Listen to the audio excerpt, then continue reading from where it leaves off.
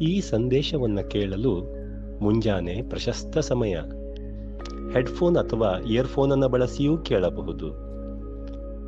ದ್ವೇಷ, ಅಸೂಯೆ, ಸ್ವಾರ್ಥ ಇವುಗಳಿಗೂ ಪಂಚೇಂದ್ರಿಯಗಳಿಗೂ ಏನು ಸಂಬಂಧ ಎಂಬುದನ್ನು ಯಾರಾದರೂ ಯೋಚಿಸಿದ್ದೀರಾ?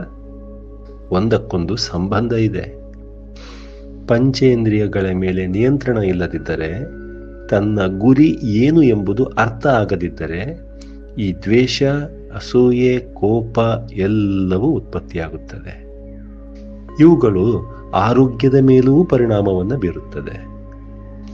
ಬದುಕಿನಲ್ಲಿ ನಡೆಯುವ ಘಟನೆಗಳನ್ನು ಹೇಗೆ ಸ್ವೀಕಾರ ಮಾಡುತ್ತೀರೋ, ಬದುಕಿನಲ್ಲಿ ಸಿಗುವ ವ್ಯಕ್ತಿಗಳು ನಿಮ್ಮ ಮೇಲೆ ಯಾವ ಪ್ರಭಾವವನ್ನು ಬೀರುತ್ತಾರೋ, ನಿಮ್ಮ ಯೋಚನಾ ಮಟ್ಟವು ಯಾವ ರೀತಿಯದ್ದಾಗಿರುತ್ತದೆಯೋ, ನಿಮ್ಮ ಜೀವನಕ್ಕೆ ಬೇಕಾಗುವ ವಸ್ತುಗಳು ಎಷ್ಟರ ಮಟ್ಟಿನಲ್ಲಿ ಇರಬೇಕು, ಯಾವುದು ಬೇಕು, ಯಾವುದು ಬೇಡ, ಯಾವುದು ತನ್ನದ್ದು, ಯಾವುದು ತನ್ನದ್ದಲ್ಲ ಎಂಬುದರ ವಿವೇಚನೆಯನ್ನು ಮರೆತು ದೇಹದ ಪಂಚೇಂದ್ರಿಯಗಳ ಸುಖಕ್ಕೆ ಮಾರು ಹೋಗಿ ಮನಸ್ಸಿನ ನಿಯಂತ್ರಣ ಮಾಡುವುದನ್ನು ಬಿಟ್ಟು ಪಂಚೇಂದ್ರಿಯಗಳ ಸುಖಕ್ಕೆ ಪ್ರಾಮುಖ್ಯತೆ ನೀಡಿದಾಗ ಸ್ವಾರ್ಥ, ದ್ವೇಷ, ಕೋಪ ಇವುಗಳು ದೇಹದ ವಿವಿಧ ಅಂಗಾಂಗಗಳ ಮೇಲೆ ವ್ಯತಿರಿಕ್ತ ಪರಿಣಾಮವನ್ನು ಉಂಟುಮಾಡುತ್ತದೆ.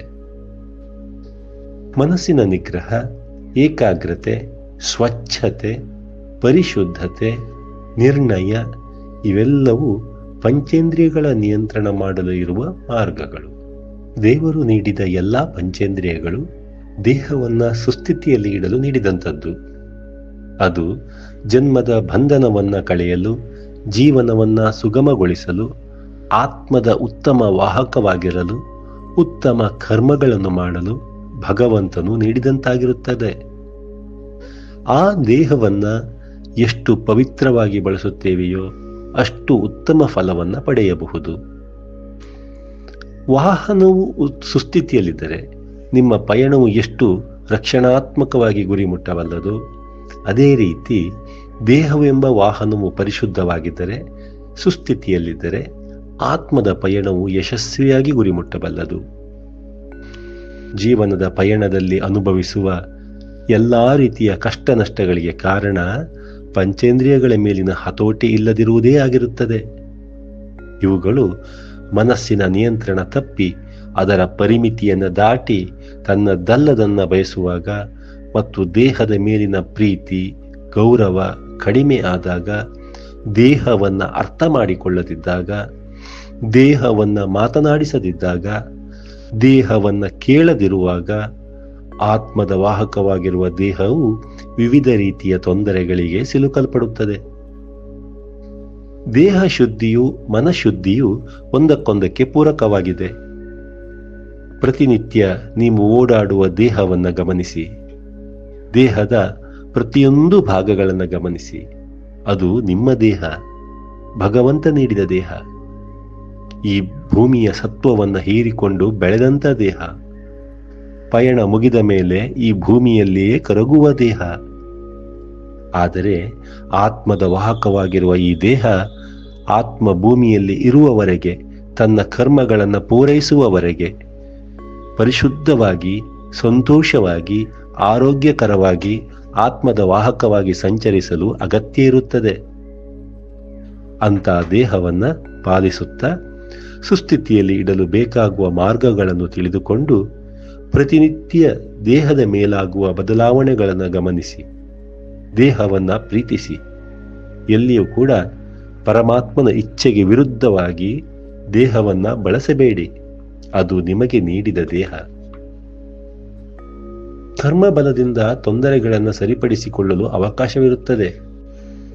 ಅದನ್ನು ಸಕಾಲದಲ್ಲಿ ಪ್ರಕೃತಿದತ್ತವಾಗಿ ಸರಿಪಡಿಸಿಕೊಂಡು ಸುಸ್ಥಿತಿಯಲ್ಲಿ ಇಟ್ಟುಕೊಂಡು ಉತ್ತಮ ಕರ್ಮಗಳನ್ನು ಮಾಡುವ ಮುಖೇನ ದೇಹವನ್ನು ಆರೋಗ್ಯಕರವಾಗಿಯೂ, ಉತ್ತಮ ಯೋಜನೆಗಳನ್ನು ಮಾಡುವ ಮುಖೇನ ದೇಹವನ್ನು ಪರಿಶುದ್ಧವಾಗಿಯೂ ಇಟ್ಟುಕೊಳ್ಳಬಹುದು.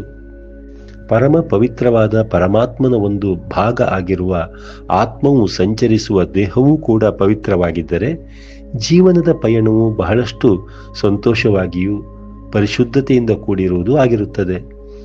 ಯಶಸ್ಸಿನಡೆ ಸಾಗಲು ಸಹಾಯ ಮಾಡುತ್ತದೆ.